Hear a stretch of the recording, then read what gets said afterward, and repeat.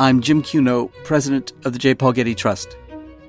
Welcome to Art and Ideas, a podcast in which I speak to artists, conservators, authors, and scholars about their work. Well, they are not in the same arts. One is a poet, the other one is a sculptor. But for Rilke, Rodin will stay forever his master. In this episode, I speak with Getty Museum Sculpture and Decorative Arts curator Anne-Lise Desmas about Rainer Maria Rilke's writings on the life and work of the sculptor August Rodin.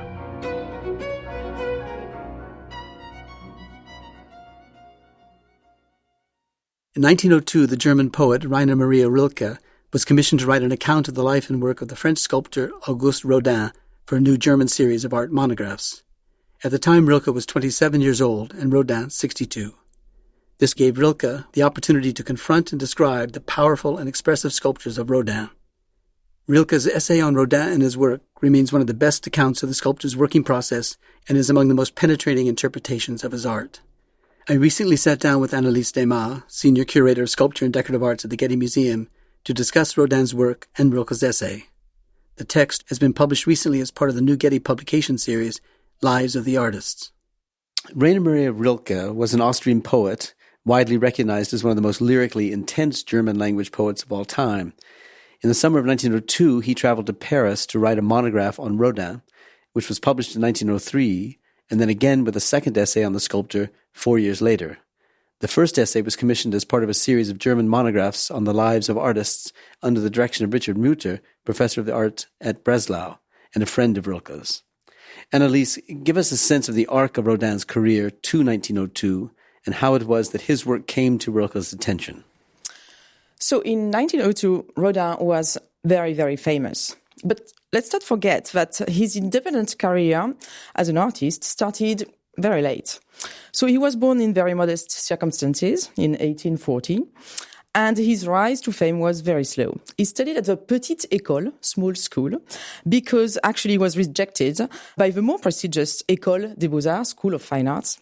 He was lacking a kind of support from a professor because he was just, too new to the art scene in Paris, I think, and because his artworks were not considered good enough, so he would become a student of that prestigious school. But that happened also to other artists. And actually, he always said later on in his career that the training he got at the Petite École was a very good training that he really much enjoyed, and he was not sure he would have enjoyed the more, let's say, very academic training he would have gotten at the École des Beaux-Arts. So he never regretted, but it's quite, anyway, interesting that he didn't study at the École des Beaux-Arts. There is also something that we tend to forget, that in 1862, his sister died, and it was really a very tragic event for him, and he entered the orders. But very quickly, he missed his art, and the father of the convent really recommended that he should resume his artistic career, and so he didn't stay in the convent. But it's anyway a quite interesting period in his very young part of life, I think. And then he worked for a very long time in Paris, but also in Brussels after the war of 1870. It was quite a difficult time for artists, and many moved to Brussels. So both in Paris and in Brussels, he worked for other artists to do some kind of decorative elements, but never working as an independent artist. Even in Brussels, he worked under a contract, and he couldn't sign his artworks, for instance. And one of the artists for whom he worked a lot and whom he liked very much was the sculptor Albert Ernest Carrier-Belleuse. I'm not sure many know this name, but he was quite an important sculptor in the second half of the 19th century in France. And, for instance, he did a very fantastic decoration of the interior of the opera in Paris. Mm-hmm. So all the fantastic torchairs you have on each side of the staircase of the Opéra Garnier in Paris are decorations made by Carrier-Belleuse with the help of many other artists, such as Rodin. And they're in stone, is that right? Some are in stone, others were made in clay by Rodin and then cast in bronze, so any kind of medium, actually. So his early training was in all media? That is, in all media, but very early on, Rodin loved to model, and he was modeling always and always. And actually, he worked as a modeler for little figures for the manufactory of the Sèvres porcelains. And same thing with Carrier-Belleuse. So he would model little things that then would be porcelain figures. Modeling clay. Yeah, modeling clay. Yeah. So he exhibited his first major work as an independent artist only in 1876 in Brussels. So he was already 36 years old. So it's quite late in his life, if we want to put that into a broad context. That artwork was the Age of Bronze, and this statue was the subject of a very important controversy because the sculptor was actually accused of having cast the figure from life. It was only in 1880 that the statue, which is now in the Musée d'Orsay in Paris, was acknowledged as an important artwork and bought by the French state. And when you say cast from life, I thought to have been cast from life, it's because it was so as realistic. If he had done because it was a very realistic sculpture with a very realistic modeling of the surface of this fantastic young body of a man, and it was really a life-size sculpture. So everyone was so compelled by the quality of this man that they thought that Rodin had really cast, in plaster, had made casts out of a real body, and that wasn't the case. Yeah. And was there a kind of accepted critique of sculpture at that time? In other words, was there a sense that Rodin's realistic sculpture was actually a counter to the reigning aesthetic at the time? Or had perhaps even no aesthetic involved at all because it was just simply copying life? Yeah, there's that, for sure. Also because I'm giving you a title, but there was no real title for this artwork, so that might have been a kind of handicap as well. And the Age of Bronze didn't speak much to the broad public. There wasn't a clear reference to an antique artwork either. So I think everyone was compelled by the novelty of this artwork, and it was, very strongly criticized. But anyway, after 1880, Rodin really started receiving many important official commissions. And of course, the most important one that everyone knows of, the Gates of Hell. The commission dates from 1880, then the Burghers of Calais, 1884, then very important monuments to the painter Claude Lorrain and to the writer Victor Hugo in 1890, and then Honoré de Balzac in 1891. So when Rilke had to write the monograph on Rodin in 1902, Rodin was already very famous. And so the link between Rilke and Rodin, initially, it comes through the wife of Rilke, Clara. She was a sculptor. And she went to Paris and actually worked with Rodin in 1900. So, of course, she spoke a lot about her experience in Rodin's studio to her husband, and it's how actually Rilke knew about Rodin before traveling to Paris to meet with him and start the work on the biography. That I didn't know, so I had the question as to, did Rodin have an international reputation by then that Rilke might have known of the reputation? But in this case, it's explained by the fact that his wife actually worked with him and he knew them. But what was Rodin's international reputation at the time? So international, perhaps not, but at least European. From 1900 on, Americans were aware of the importance of Rodin as an artist. But even from the mid-1880s, you would have found small exhibitions of Rodin artworks in other exhibitions, a little bit everywhere in Europe. So in Amsterdam, in The Hague, in Prague, a little bit in London, either drawings, either artworks. So, of course, Rilke was aware of his So by the activity. time Rilke comes to him in 1902, Rodin is an international figure of some renown. In 1900, Rodin began organizing a one-man exhibition of his work, which opened that summer, I think, at the Universal Exposition. Tell us about that project and how common it was to have a one-man show. I know that Courbet and Manet had similar one-man shows earlier than this, but what was it like for Rodin to accumulate his sculpture and present it as a one-man exhibition? And what were the kind of financial resources one had to have to do that? Yeah, so indeed, it wasn't completely unusual for artists to have their own one-man show, but then you would have had to be, of course, helped by a dealer, and you would have to find an art gallery as an appropriate space to exhibit your artwork. So that wasn't really easy. You really need to be sponsored by an art dealer. And so, as I said earlier, Rodin had exhibitions already of his own works thanks to certain dealers. But for the exhibition in 1900, what was truly very unusual was the size of that exhibition.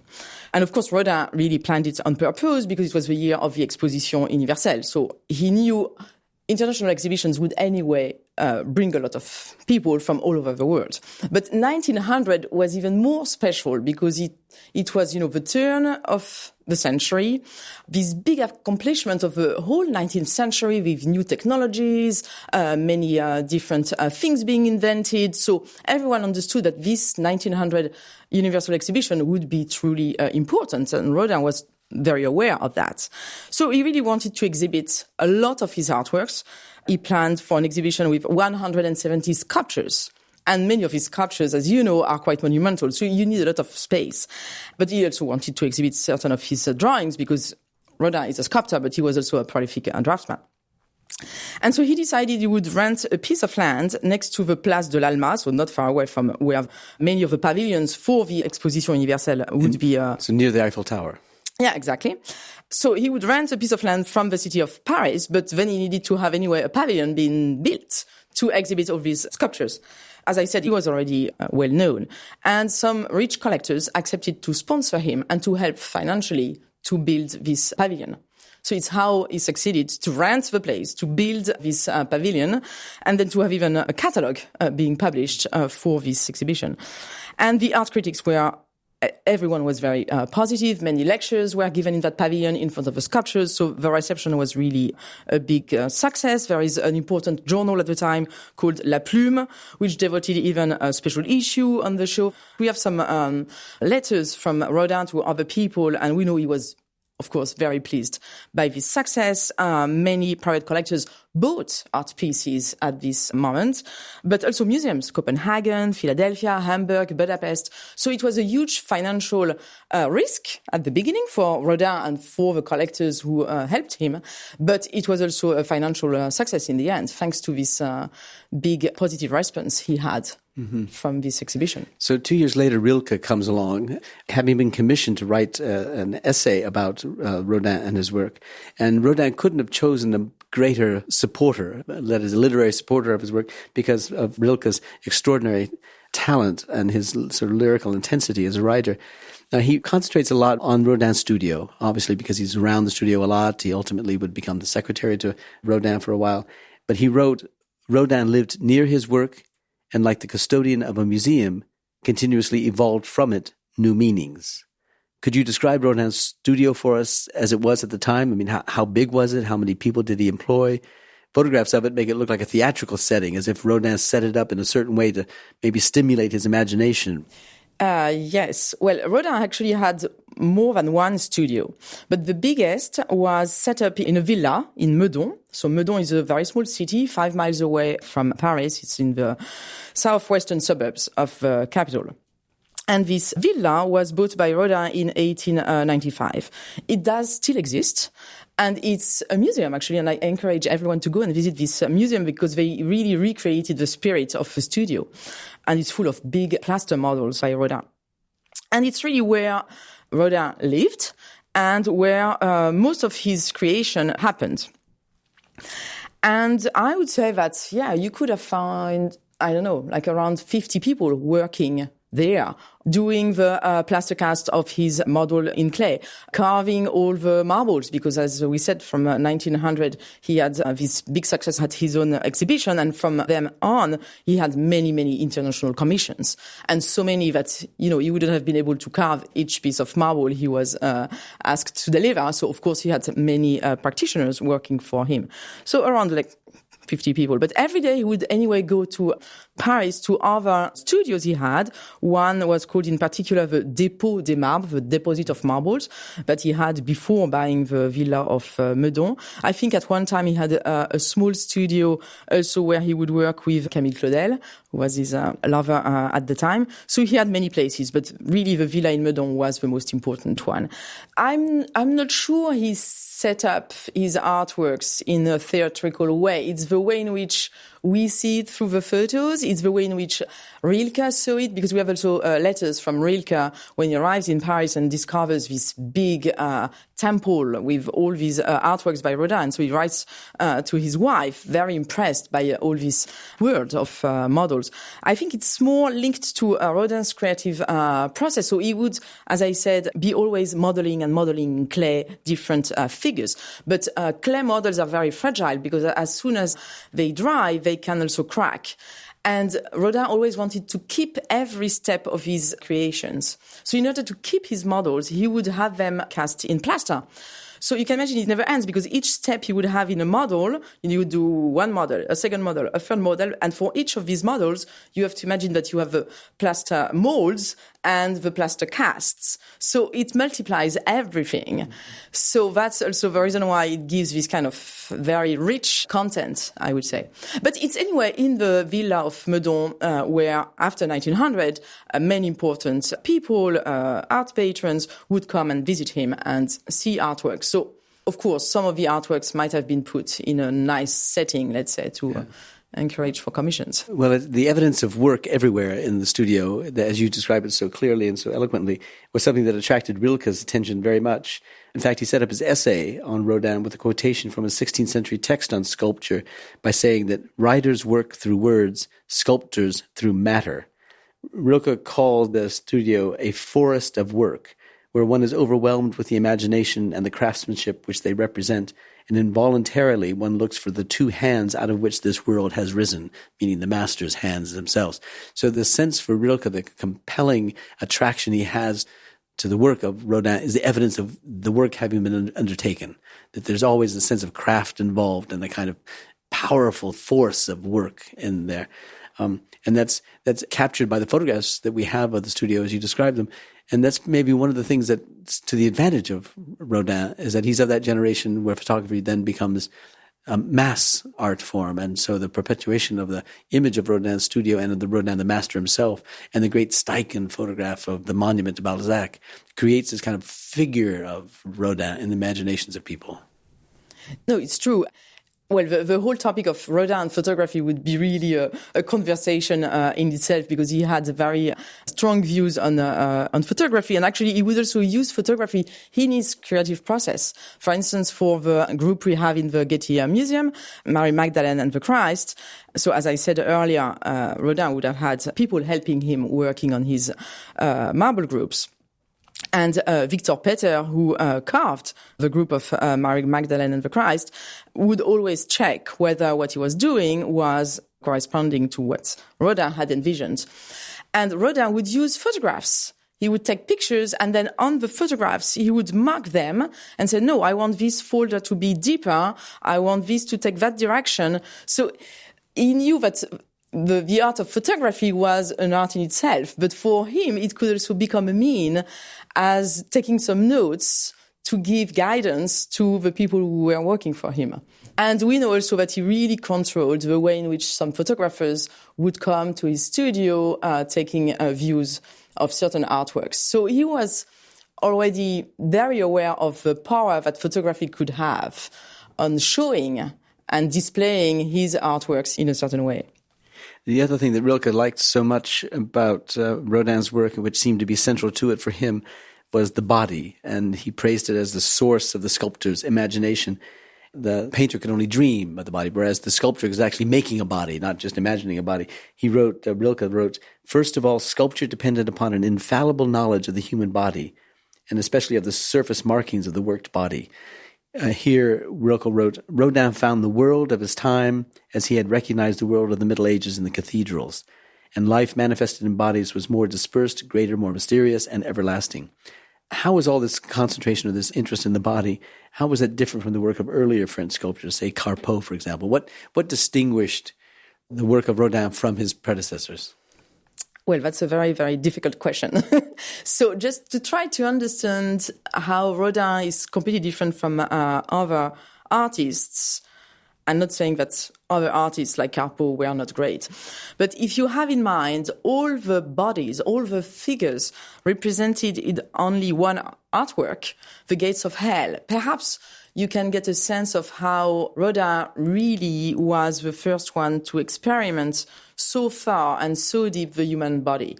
Because it's full of bodies, male bodies, female bodies, the way in which they move, they interact the one with the others, and the way in which he really modeled them and remodeled them and remodeled them to the point he would feel that he really reached, the point that he had envisioned.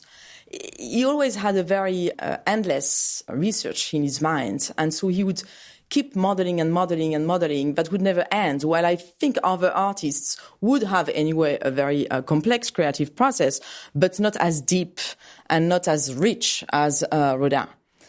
And it's quite compelling when you look at all these bodies in these gates of hell. There are so many, and yet none of them is completely similar to the next one. So you have a richness of dialogues between all these bodies that is truly astonishing. Yeah. What about his Man with the Broken Nose, as it's called, of 1864, a kind of a mask-like sculpture in bronze? It was rejected by the official salon in 1864. What was it about the sculpture that caused the exhibition jury to reject it? And how significant is that, both in terms of its realism, its sense of body, its sense of working of the surface? How important is that in the work of Rodin being made so early in his career in 1864? Indeed, it's a very interesting piece because I'm not sure it's a very famous artwork, but it's an artwork that Rodin always cherished. And even later in his life, he always considered it was the first good piece of modeling that he had ever did. And the man with a broken nose actually had a name. It was called Bibi. That was the model's name or the sculptor's name? No, Bibi was the name of the model. He was a guy trying to earn his living with many different jobs, including posing for artists. And it's how Rodin met him. So the piece has a very funny history, actually, because when Rodin worked on that piece, we think he modeled that piece in 1863. And then the winter of 63-64 was particularly cold. And Rodin at that time was working in a studio in Paris with no heating whatsoever. The weather conditions can really affect the conditions of your artwork. And so we know that actually the piece froze and the back of the head cracked and fell off. But Rodin nonetheless decided to send the piece to the Salon.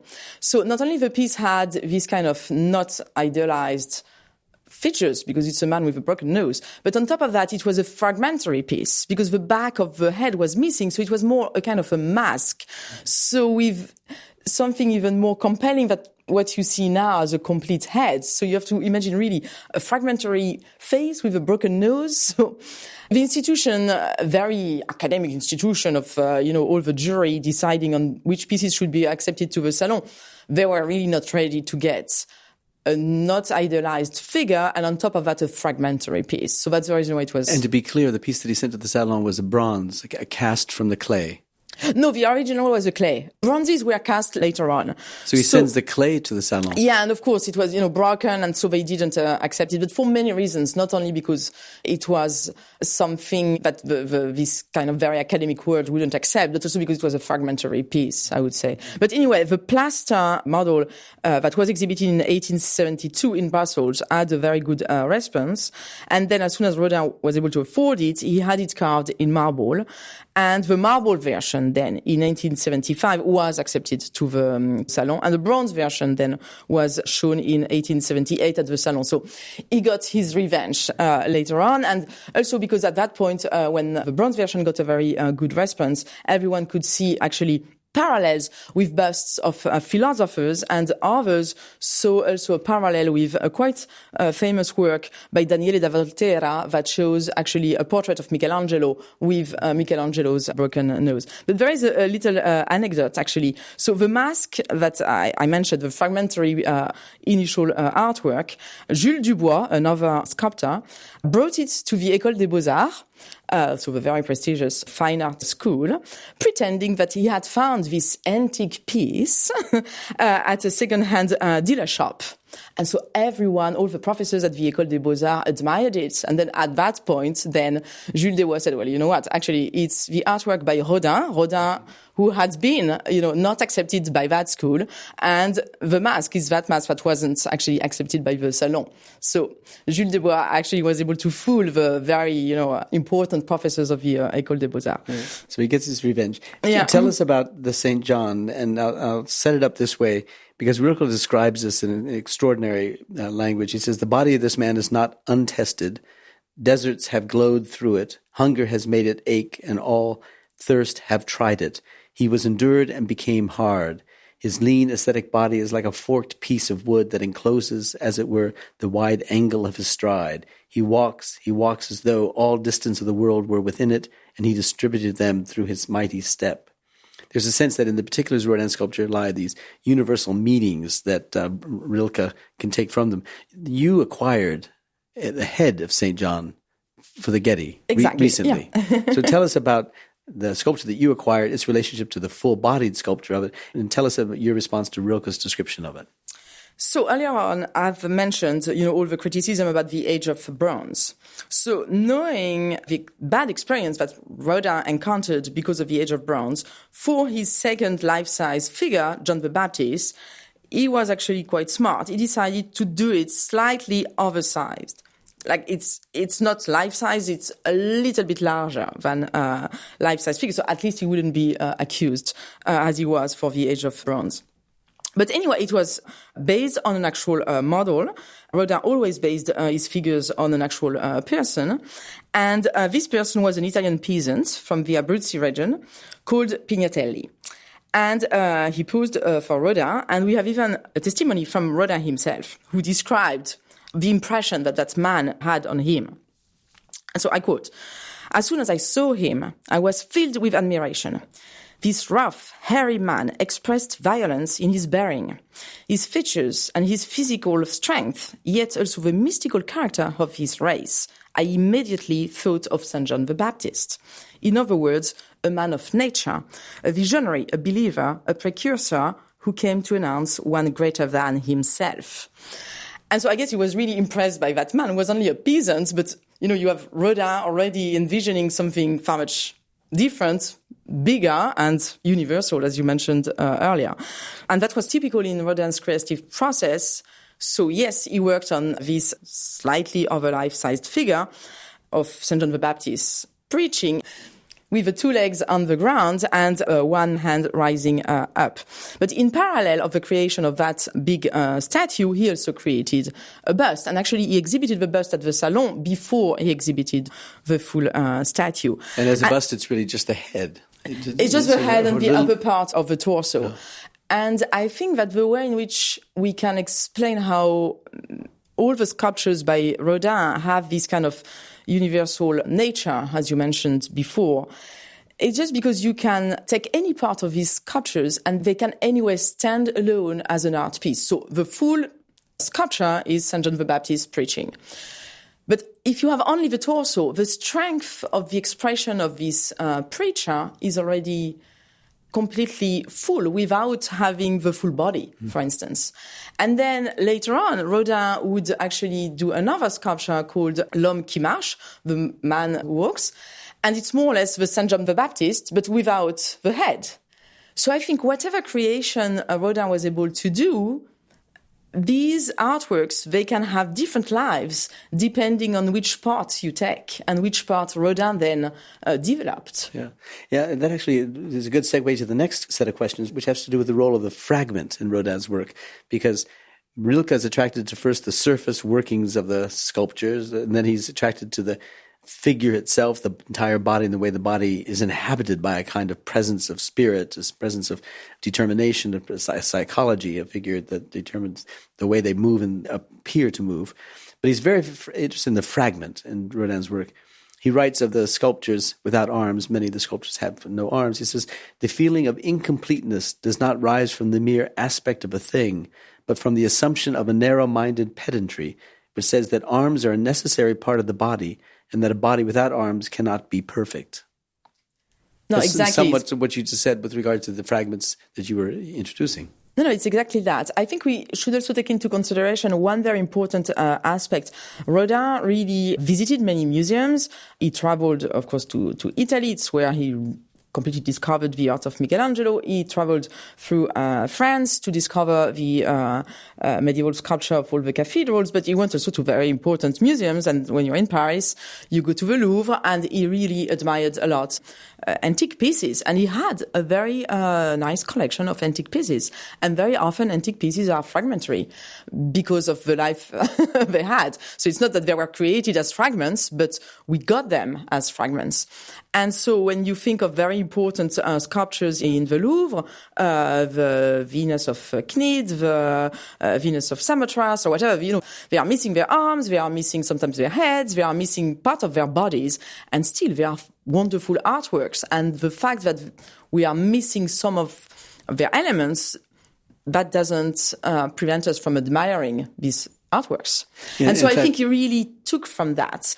But of course, that's Rodin, and is fully into how can we get out from this kind of power of fragments. And it's how he created artworks that are fragments on purpose. You see what I mean? Yeah. As opposed to fragments as a result of some accidents. Exactly. Yeah. And so in both ways, because I think he really cared for details. For him, a hand in an overall sculpture would be as important as the expression of the face and so on. But then at this point, if the hand of St. John the Baptist preaching is that important and so well worked through by Rodin, then the hand itself has all the preaching expression in it without the face of St. John the Baptist. From the moment in which he started to work on the Gates of Hell with so many figures, it's also the moment in which he has so much material in his studio in terms of multiple figures everywhere that he started to work on assembling fragments and figures and reusing his figures. So let's take another example out of the marble group we have in the museum. So the Mary Magdalene in our group, it's Mary Magdalene kneeling in front of a Christ. But actually this figure was one of the figures of the souls on the Gates of Hell. So initially in the Gates of Hell, that figure is part of many other figures. So you can see her, but she's in the mix of other figures moving all around within the souls group. Then he does it full scale without hands. And then it becomes the figure of meditation. Then he reuses it, and I think at this point she loses a part of the knee, and she's a figure that stands behind the seated portrait of Victor Hugo as one of the muses inspiring Victor Hugo. And so on. And then she ends up being Mary Magdalene with a more elongated torso, kneeling on the Christ. So fragments for him, it really depends on how evocative he wants his figures to be. But at one point, if he decides that, I don't need the hands to express that, then the hands are cut. I don't need the legs to express that, then I cut the legs. For Rilke, the hand was of particular interest to him because it became a kind of emblem of quality, of emblem of ambition, an emblem of tragedy, an emblem of affection. And he said of the hand, a hand laid on another's shoulder or thigh does not any more belong to the body from which it came. From this body and from the object which it touches or seizes, something new originates, a new thing that has no name and belongs to no one. It's as if that in Rilke, looking at the studio of Rodin with all these pieces as you described them and their reappearance and other kind of pieces, it's as if it's not a morgue of limbs that have been taken from dead bodies, but rather it's the remains of work undertaken that become the fruit for additional works to come. Exactly, and I think it spoke very well to Rilke, because Rilke was a poet, and these kind of fragmentary pieces, in particular the hand, because, for a poet, you need your hand to write, so I think it had also a very strong meaning for Rilke, perhaps, I don't know. But I think that, in particular, the artworks that are kind of a mix of fragments of hands and other things by Rodin are very poetic. So I have in mind, when I'm saying that, for instance, an assemblage of just one hand at a quite large scale with, at a smaller scale, the head of Camille Claudel. So just the assemblage of this hand floating next to the face of Camille Claudel, but with a difference of scale, because the hand is too big to be the hand of the same head of Camille Claudel, you see what I mean? And so then it becomes just a hand protecting this fragile young female sculptor. For instance, that's my interpretation. But I think you can really get very poetic visions out of this assemblage of fragments.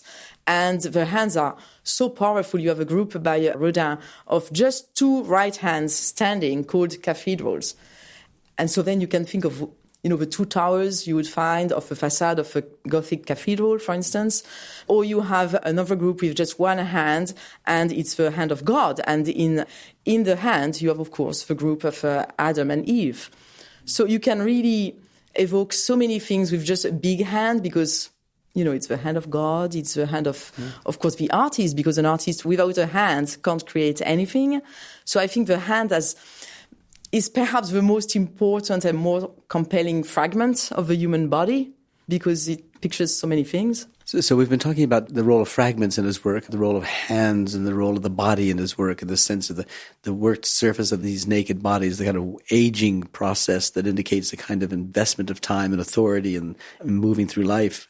But the one great monument that he makes toward the end of the century, which he exhibits, I think, or tries to exhibit, and it was rejected in 1898, is the monument to Balzac, which, while a body is suggested within the great cloaked form of the figure of the writer, it's really the sense of scale and substance and presence that dominates you as you look up at the sculpture. So tell us about that sculpture, the monument to Balzac. So this monument has a very long story, because Rodin got the commission from the Société des gens de lettres, so a society of people involved with letters, and thanks to the writer Émile Zola, who was the chairman of this society. And in 1891, Rodin committed to deliver the work in 18 months. But of course, like many artists, not only Rodin, he needed more time. And we know that at a certain moment, the members of the society, they became impatient and they wanted to see at least some models. But then the tricky part of that is that Rodin always used to model his figures completely nude before putting clothes on them. So these members of that society, were completely shocked, because they saw this model of Balzac, who was, at a certain age with a big belly, yes, indeed, and, quite fat, so he had nearly no neck. It was just a big head on top of the shoulders, and that was it. So that wasn't very aesthetic. So they were really not pleased at all by the result. While it wasn't a result, it was just, one of the models he would do to achieve his full-scale statue. So anyway, to make it short, when it was exhibited at the Salon of 1898, so like 7 years later after it was commissioned, the long-awaited statue didn't do a very good impression, because many complained they couldn't recognize Balzac. And others criticized the fact that this statue had no legs, no arms, no anything. It was so new that no one could understand it. So Rodin tried to defend himself and said, actually, I quote, "Modern sculpture is not supposed to be photography." Because just for him, it's not because you have to do a monument to Balzac, but you need just to have a portrait of Balzac. Of course, he wanted to represent more. What for him did count was just to try to represent this very powerful and creative energy that Balzac had as a writer. And it's true that when you look at it, you have you have a sense of the body, because anyway, you see this big volume, but it's just so monolithic and so powerful. And with the face and the gaze, looking upward, you get really this kind of creative energy of this writer. But no one was prepared for that. And I think there was only Émile Bourdelle who truly understood that this sculpture was important. Yeah, another sculptor who understood that the piece was very important. And he really said, he is showing us the path to follow. Mm-hmm. Because we always think of Balzac as being a kind of unattractive, as you say, fat, small man, short man, not a great large man. But this is not only a large figure as imagined and as created by Rodin, but as you say, monumental, because there's no articulation of the human body form. You just see this great mass of bronze that rises up. Mm-hmm. But it's made all the larger by being on a great stand at Montparnasse. So there's a slight rise in the grade of the landscape as you come upon it. So it's on top of a column or a plinth that is itself about 6 or 8, 10 feet. So when you look at it, you're looking straight up at this figure with this great gigantic head that's looking out far into the distance. And Rilke, who gets carried away at times when he writes about Rodin, but wrote of the sculptor like this. He said, "Rodin has seized upon the essence of Balzac's being, has not confined himself to the limitations of his personality, but has gone beyond it into his most extreme and distant possibilities. These mighty contours might have been formed in the tombstones of bygone nations." It's almost as if Rilke was writing like Whitman or something. Yeah, but it's a very monumental sculpture and very cubic. I really think that Rodin is the greatest European sculptor of the turn of the 20th century, and his art, and perhaps in particular the Balzac, really represented a very important turning point that led to modernism in sculpture. And perhaps we can give one example from the stock collection, which was generously donated to the Getty. We have one example in that collection, a sculpture entitled Figure for Landscape by Barbara Epworth. And it was designed in 1960, so we are quite late in the 20th century. But it has really a close connection to the Balzac statue when you look at this very monumental and cubic shape of this sculpture. So really, with the Balzac, I think that Rodin opened the doors to the 20th century sculpture. Let's talk about one last work by Rodin, of which Rilke writes and closes his book, in fact, with, this is the great monument or tower of work from 1898 to 1899. Describe the work for us, because it comes back to the very beginning. Rilke begins his book with this quotation about the role of work and the making of the ambition of the sculptor, and he closes the book with this dedication to the Tower of Work. Yeah, so this monument more or less represents a very high tower with an elliptic staircase. To picture it quickly, you just need to have in mind the Pisa Tower. But actually, it has also other sources, like famous staircases of royal castles in Blois or Chambord. But, if you think of the Tower of Pisa, you get more or less a good picture of how it looked like. And so along this elliptic and long staircase, we are meant to represent all the different working activities represented in reliefs. On top of that tower, there were two winged figures of the benedictions, because the working activities needed to be benedicted. And at the bottom, there were two figures flanking the tower, the figures of night and day, just to mean that work never stops. It's something that goes on and goes on. It's permanent. A little bit like Rodin's work. It's never stopped. And the tower was planned to be 130 meters high. So I think in conversion, it's 426 feet high. So it's gigantic, truly. And this big sculptural project was planned actually for the Exposition Universelle of 1900, but was never achieved. And something completely crazy, I wish it was created, because Rodin even wanted to use his Gate of Hell in it. So it would have been an artwork, really a fantastic temple for, the work of all human nature.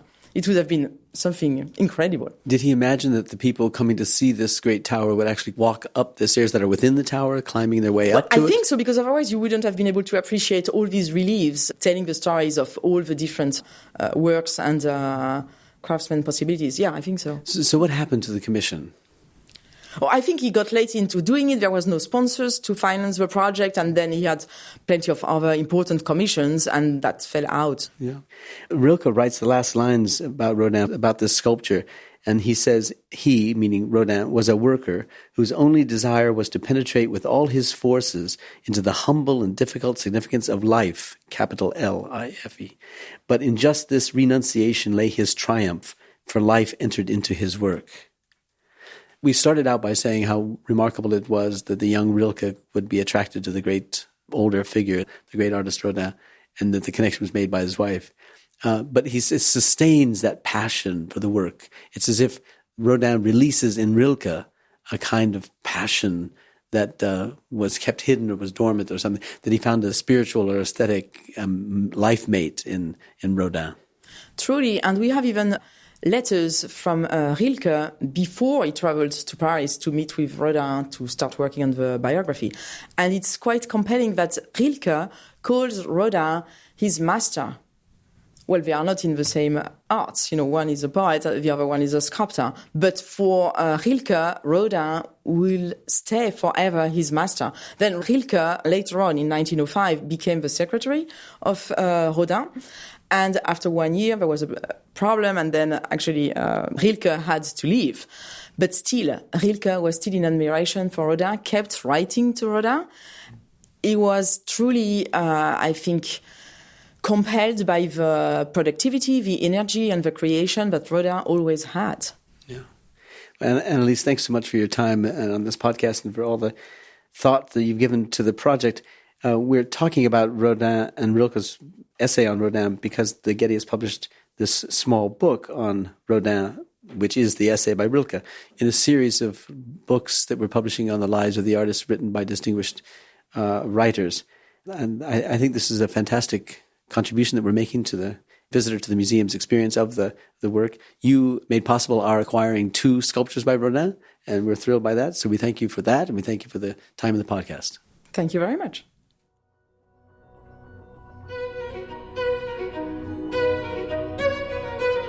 Our theme music comes from the Dharma at Big Sur, composed by John Adams for the opening of the Walt Disney Concert Hall in Los Angeles in 2003. It is licensed with permission from Hendon Music. Look for new episodes of Art and Ideas every other Wednesday. Subscribe on Apple Podcasts or Google Play Music. For photos, transcripts, and other resources, visit getty.edu/podcasts. Thanks for listening.